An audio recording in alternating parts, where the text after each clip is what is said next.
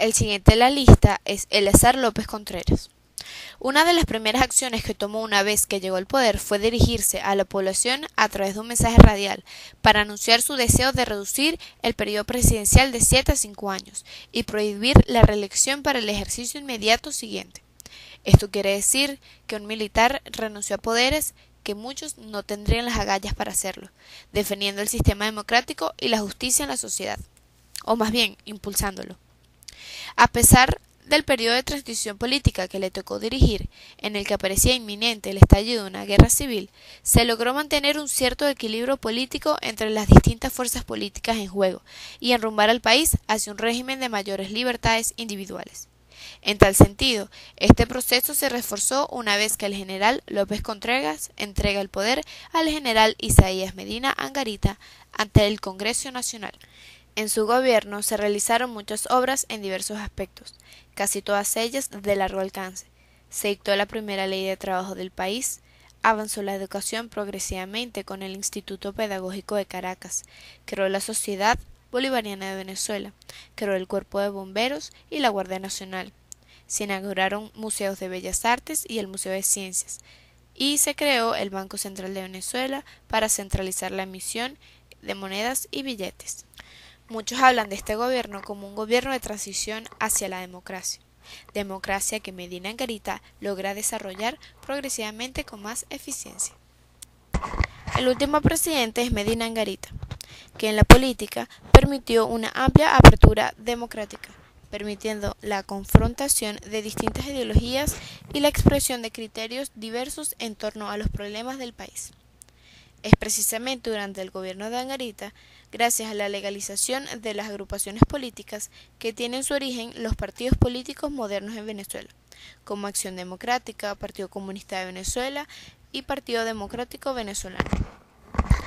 La actividad partidista se pudo desarrollar gracias al clima de respeto y de libertades de expresión que supo imprimir a su gobierno el general Medina.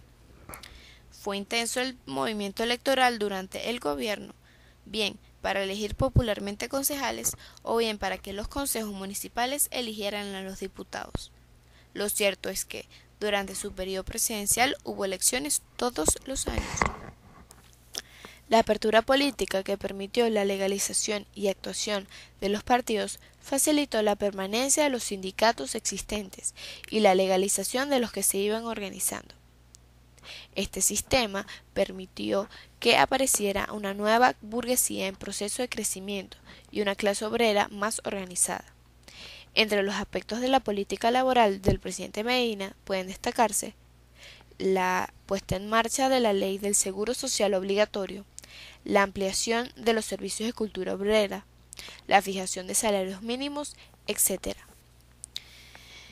En lo que concierne a infraestructura, convirtió a Caracas en una ciudad moderna, eliminando las aglomeraciones insalubres del centro de la ciudad y edificando en su lugar el complejo urbanístico El Silencio.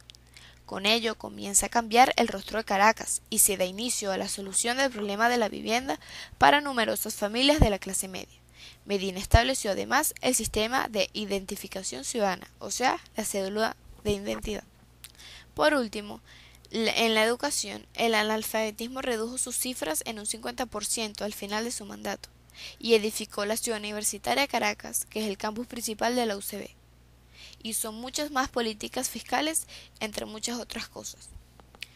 En conclusión, los militares intervienen en la política y pueden formar parte de un sistema democrático. Su tutela militar es un ingrediente necesario en sociedades en vías de modernización, y así lo ha demostrado Latinoamérica a lo largo de su historia. Un militar es capaz de organizar y ubicar a una sociedad perdida en su propio caos.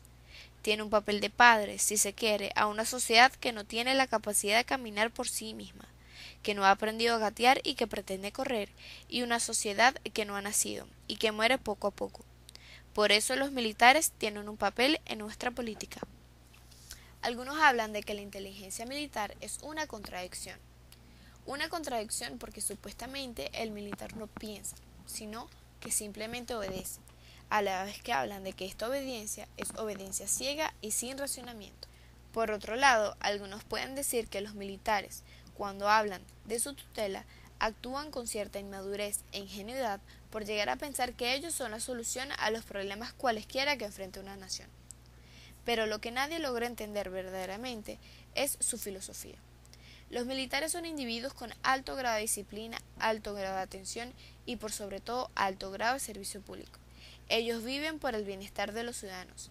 Ellos velan por el cumplimiento de nuestros derechos y libertades. Entonces, ¿por qué llamarlos inmaduros o ignorantes? Si se sacrifican por nosotros y porque cuando creen que la nación se les está escapando, que la estamos perdiendo o desaprovechando, actúan para nuestro rescate, actúan porque no hay otra solución viable para salvarnos. En momentos de caos se necesita de mano firme.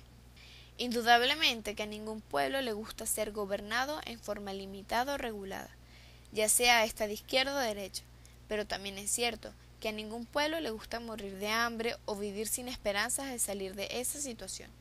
A ningún pueblo le gusta llegar a un punto en donde no tengan escapatoria y en donde haya tocado fondo. Ante esto, los militares representan nuestra salida. Gozan de las agallas suficientes para enrumbarnos nuevamente al progreso.